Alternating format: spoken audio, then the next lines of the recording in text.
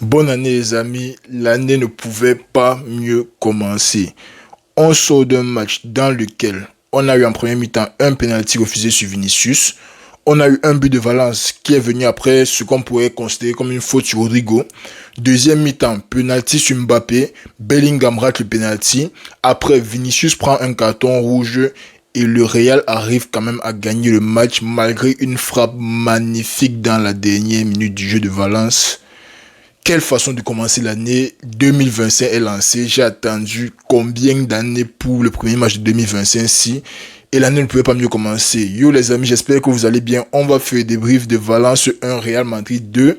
Mais avant, bien sûr, comme d'habitude, n'hésitez pas à liker, vous abonner et faites ce que vous avez à faire là et on passe directement au débrief. Bon. Comme j'ai dit au début de la vidéo, bonne année les amis, bonne année. Mes meilleurs vœux pour cette année 2025. Et si vous voulez aussi me faire mes meilleurs vœux à moi, n'hésitez pas à liker, vous abonner et faites ce que vous avez à faire là. On sort d'un Valence Real Madrid délicieux pour le premier match de la Ligue en cette année 2025. Vraiment, je n'aurais pas mieux demandé. Ça m'a donné les vibes de Atlético Séville 4-3. Quel match incroyable les amis, on va aller pas à pas. On va essayer de respirer parce que après le genre de match, c'est un peu compliqué de respirer, mais on va essayer de respirer, on va essayer d'aller pas à pas. On commence le match avec un Real Madrid classique qui commence en 4-3-3. Ferland Mendy de retour dans l'effectif, ça faisait un bail qu'on l'avait pas vu. Après une petite gêne à la cuisse, je crois, mais il est de retour 2025, il a commencé son premier match. 4-3-3 en arrière, Tchouaméni toujours DC, Vasquez à droite, on connaît déjà, avec Rudiger pour épauler Tchouaméni. Au milieu de terrain, on avait Bellingham, Valverde et Ceballos. Et en attaque, classique, Rodrigo, Vinicius et Mbappé. On ne commence pas mal le match. La critique que j'avais pour le Real dans on va dire les 15 premiers matchs de championnat, c'était qu'on n'était pas assez offensif dès l'entrée de match. Alors, être offensif comme ça vient à un prix. Le prix d'être offensif, c'est que derrière, on laisse les espaces. Mais moi, ça m'a fait plaisir de voir un Real qui, en 5 minutes de jeu, se procure une bonne occasion avec une belle frappe de Valverde. Un Real qui essaie de trouver la solution offensive, bien qu'elle ne soit pas évidente contre une défense à 5 de Valence. En plus, avec les 5 autres joueurs qui sont dans le stade, il y en a 4 qui font une ligne juste devant la défense. C'était assez compliqué de trouver les espaces. Mais le Real qui a quand même essayé. Mon problème maintenant dans tout ça, c'est défensivement. Bien qu'on essaye offensivement, défensivement, c'est beaucoup trop pauvre. Défensivement, c'est pauvre pourquoi? Parce qu'à la ressortie de balle, les autres équipes, ils n'ont même pas besoin de faire les efforts, ils n'ont pas besoin de jouer vite, malgré le fait qu'ils jouaient vite, mais ils n'ont pas besoin vraiment de jouer vite, ils n'ont pas besoin de faire quoi que ce soit de spécial. Ils n'ont qu'à faire 2-3 passes devant. Tu sais que Vinicius et Mbappé sont déjà dans l'eau. Bellingham, qui est le joueur qui met le plus de pression, si sa pression là ne sert pas à récupérer le ballon, lui aussi il est dans l'eau parce qu'il ne va pas faire les allers-retours tout le match. Rodrigo, il est quand le ballon passe à droite, mais à part ça, il n'est pas vraiment servi. Donc, on se retrouve à défendre à 6, parfois à 5, vu que Vasquez est très offensif, et les ballons passaient partout.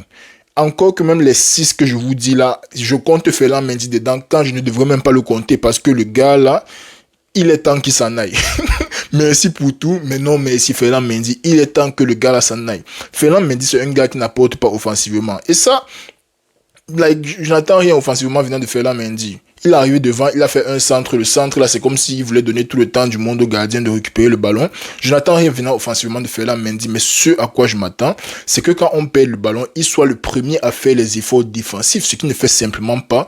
Ça me frustre de voir les matchs comme ça dans lesquels Ferland Mendy est juste trop laxiste. Il ne court pas pour rentrer. Valverde est obligé de faire tous les efforts de son côté. Ferland Mendy rentre à sa propre vitesse et il arrive et il se positionne là. Et la plupart du temps, il n'est même pas très utile. On a vu, il y a une action de Valence sur laquelle Hugo Duro a pris le ballon, mis un petit point à Vasquez, centré deuxième poteau. Le joueur là, Ferland Mendy devait être sur lui. Où était Ferland Mendy? On ne sait pas. Donc, Ferland Mendy, déjà, c'est un gros problème. Après, on avance dans le match. Il y a Rodrigo qui a le ballon.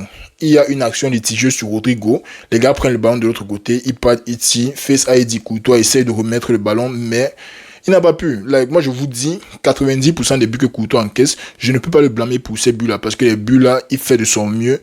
Il n'y a rien à faire après. La défense ne l'aide pas beaucoup non plus. Courtois, honnêtement, moi, je pense qu'il fait son match. Les arrêts qu'il a eu à faire, il les a fait. En premier temps, il a sorti 4 ou 5 gros arrêts. On ne peut pas vraiment lui en vouloir pour le but-là. Il a fait de son mieux. Le ballon est retombé sur Hugo Duro. Et il a marqué. L'atmosphère à Valence est incroyable. Mais sur le but-là, c'est débattable, c'est très débattable, mais moi je pense qu'il y a faute sur Rodrigo. On lui marche dessus littéralement. L'arbitre qui ne prend pas son temps d'aller revoir l'action, il accorde le but. Ok, Like, si vous me connaissez, moi, je suis pas le genre de personne à me plaindre constamment de l'arbitrage. Je suis pas le genre de personne à m'asseoir ici pendant 10-15 minutes et parler de l'arbitrage. Mais l'arbitre aurait peut-être pu faire un effort sur ça, même sur l'action où le défenseur pousse Vinicius dans l'épaule. Ce sont des trucs qu'on ne siffle pas, mais c'est une faute. Si c'est au milieu du terrain, comme Omar Lafonseca a dit, on va siffler ça. Donc pourquoi pas siffler ça dans la surface? Je ne saurais jamais. On rentre au vestiaire et on revient en deuxième mi-temps. Valence a disparu. Je ne sais pas, like, première mi-temps, je me demandais comment Valence était 19e. Deuxième mi-temps, j'ai compris pourquoi les gars sont 19e. Ils sont très nuls.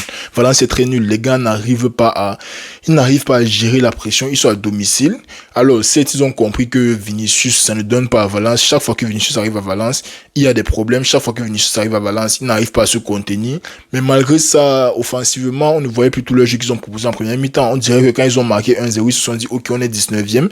Essayons au maximum de garder le 1-0 aussi et on va s'en sortir avec. Ce n'est pas la façon dont Valence doit jouer. C'est pas le football de Valence qu'on connaît. C'est pour ça qu'ils sont 19e. Parce qu'ils affichent la peur là dans les matchs comme celui-ci. Là où ils peuvent actuellement faire quelque chose pour gagner le match. Et on a vu le résultat. Le match qui continue. Bellingham, Mbappé prend le ballon à la surface. Il est fauché. Bellingham qui prend le penalty. Il rate. On va faire toute une polémique ici. Mbappé a déjà raté un penalty. Vinicius a raté avec le Brésil. Et Bellingham qui rate avec le Real. Ça arrive. Moi, j'aurais préféré que Mbappé tire son penalty lui-même. Mais bon, Bellingham a tiré. Il a raté. À ce niveau-là, moi, je me dis, peut-être que ce n'est pas notre match. Peut-être que ce n'est pas notre match. Vu les occasions qu'on a ratées, vu le penalty qu'on a raté. On a déjà tellement raté. Mais bon, on continue de regarder le match. Mbappé. Magnifique passe de Bellingham entre les lignes pour Mbappé. La finition de Mbappé est tout simplement... Mais la finition de Mbappé, tu sens que le gars est en train de revenir. Tu sens que le gars est en train de reprendre du poil de la bête. La finition toute très posée. Crochet frappe sur le même appui. Magnifique Mbappé. On siffle hors jeu. Je comprends que ce n'est pas notre match. Alors si moi je suis seulement dans le match nul, que si on ne peut pas, je ne sais quel miracle, trouver le moyen de marquer, c'est bon. Si on peut pas, je ne sais quel miracle marquer, c'est bon. Après, Vinicius peut prendre le carton rouge, mais Vini. J'ai dit ça ici, time and time again. Et encore qu'aujourd'hui, on a gagné. Donc, ça allège un peu la gravité de son carton rouge. Mais Vinicius, le gars là doit premièrement couper ses cheveux là, parce que les footballeurs, surtout Vinicius, quand les gars décident de faire les coiffures crazy, on a vu ça avec Nicolas Jackson, depuis qu'il a coupé les cheveux, il est devenu un super héros à Chelsea. Vinicius, on dirait qu'il a un problème dans sa tête avec les cheveux là. Déjà qu'il a un problème dans sa tête de base, mais avec les cheveux, il devient encore plus fou. Vinicius n'a gagné, il n'a rien fait de bon sur tout le match, et il a quand même réussi à prendre un carton rouge on en avait le moins besoin. Ça c'est le problème que moi j'ai avec Vinicius au Real, c'est qu'il n'arrive pas, tout le monde a eu ce problème avec Vinicius. Il n'arrive pas à canaliser ses énergies et les autres vont faussement jouer sur ça. Moi, si je joue contre le Real, je vais essayer de jouer sur le tempérament de Vinicius pour le forcer à prendre un carton rouge. Carton rouge très soft d'après moi, extrêmement soft parce que je comprends qu'il ait poussé le gardien quelque part, mais quand même, ça ne mérite pas un rouge direct. Ça ne mérite pas un rouge direct. Je sais pas, le gardien a provoqué, Vinicius a répondu. Encore que ce n'était pas un coup de coude ou quoi que ce soit, il ne l'a pas étranglé. Il a juste poussé dans le dos le gardien qui est tombé. Un gars de 1m92, il tombe comme une feuille.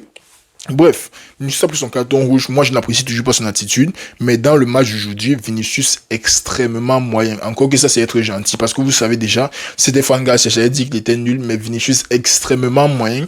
Il a créé par moment, il a eu ses face à face. Il n'a pas réussi à marquer. Et il a pris le carton rouge. On peut lui donner un 5,5 sur 10 pour ça. Bref, le match continue. Le GOAT de tous les temps, Luka Modric est entré dans le stade. Et il a marqué son but. Aussi simple que ça. Magnifique combinaison une fois encore avec Bellingham. Je sais pas si c'est Valverde qui donne à Bellingham. Passe à Bellingham. Bellingham a une touche à Modric. Modric, il met dedans. Moi, je suis content. On a le match nul. On sera premier de toute façon. On peut se concentrer sur la suite de la Liga parce qu'après le match-ci, notre prochain match à domicile, je crois que c'est contre l'Atlético. Et ça sera le match vraiment pour la première place parce que l'Atlético a un match en retard. Donc moi, je suis concentré sur le prochain match. Mais alors, les gars de Valence sont 19e pour une raison, les amis. Ce n'est pas par hasard que les gars sont 19e. Et ils nous ont montré ça à la fin du match. Ça, c'était le payback pour le but de Bellingham qu'on a refusé à la dernière seconde de l'année passée dans leur stade. Vous vous rappelez très bien de quel match je parle. Je pense que c'était toujours autour de la période-ci. Real Valence 2-2, Bellingham marque à la dernière minute, mais l'arbitre siffle net quand le joueur veut s'entrer.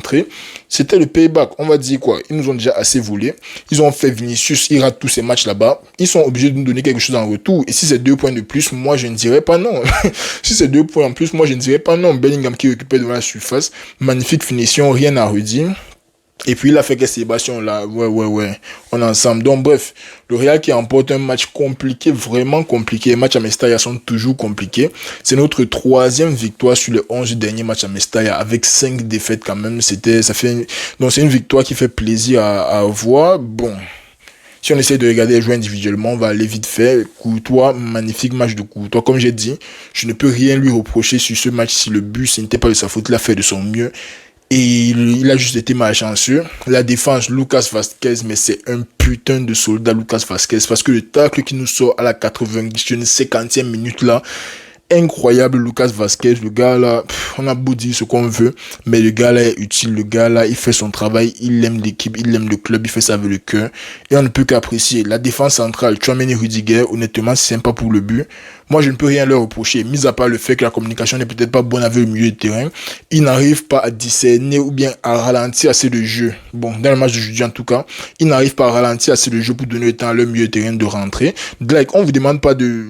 Je sais pas, on vous demande juste de conserver l'attaque adverse le temps que les milieux de terrain arrivent à rentrer. Mais bon, aujourd'hui, ils n'ont pas fait ça. C'est ça qui a mené au but, je crois. Oui, c'est ça qui a mené au but. Mais à part ça, honnêtement, je n'ai rien à leur reprocher. Ferland Mendy, que la saison passe vite, que le gars là, qui rentre d'où il vient. Ceballos, ça fait un bon match, quelques bonnes passes entre les lignes. Parfois, il n'a pas pu gérer l'intensité, mais c'est pas grave. Il a fait exactement ce qu'on attend de lui, et moi, ça me fait plaisir. Valverde, jamais reprochable. Il est toujours dans les efforts offensifs, défensifs. Très bien fait son job. Bellingham, buteur, passeur, homme du match, tout ce que vous voulez. Bellingham, il est de retour. Il est de retour pour faire du sale, mon ami. Attaque, Vinicius 0. Rodrigo, il y a un truc qui manque. Rodrigo, quand il a le ballon et il fait les 1-2, un peu à la Messi, tu sens un peu plus de cohérence dans son jeu. Mais parfois, dans le 1v1, dans le 1v2, tu sens qu'il n'a plus le petit truc qu'il avait avant là. Je sais pas si c'est le manque de confiance, mais tu sens qu'il n'a plus le petit truc qu'il avait avant là. Mbappé, honnêtement, pour moi, c'est le meilleur des trois devant. Il fait un match très cohérent. Il fait un match cohérent du début à la fin. Il a gagné un penalty. Il a eu un but refusé. Il a eu ses hors-jeux. Pour un match de Mbappé, tu ne pouvais pas mieux demander. Donc, en gros, le Real qui fait un bon match, on va pas se mentir, le Real qui fait un bon match. Il y a eu des hauts et des bas, mais on finit par gagner les 3 points, c'est le plus important. Et ça nous set up parfaitement pour la semaine prochaine, parce que la semaine prochaine, pour moi, c'est la semaine la plus décisive de la saison jusqu'ici. On a Copa del Rey contre un club de D4, mais on sait souvent comment ça se passe en Copa. On néglige et après on perd. J'espère qu'on va voir Enrique et Arda jouer, parce que Enrique et Arda me manquent. Surtout les voir jouer ensemble dans le stade, peut-être avec un Brahim qui combine bien avec Hendrick. On va voir tout ça lundi, mais lundi, on a la Copa. Je crois jeudi, on a la Super Coupe en Arabie Saoudite ou au Qatar. Bref, dans les pays là. Mais on a la Super Coupe jeudi. Et on a potentiellement une finale dimanche. Dans la semaine prochaine, c'est une opportunité de prendre un trophée en plus. On pourrait avoir un classico la semaine prochaine. J'espère qu'on aura un classico en finale. Vous savez déjà. L'autre demi-finale, je crois que c'est Barça Atlético, si je ne me trompe pas. Mais j'espère qu'on aura une demi-finale. Mais bon, les amis, c'était tout pour la vidéo. Si je veux même dire quoi. 2025, on est là. Le Real est là. Et on est venu pour prendre tous les titres. C'est tout ce que vous avez regardé en tête. 2025, le Real est là.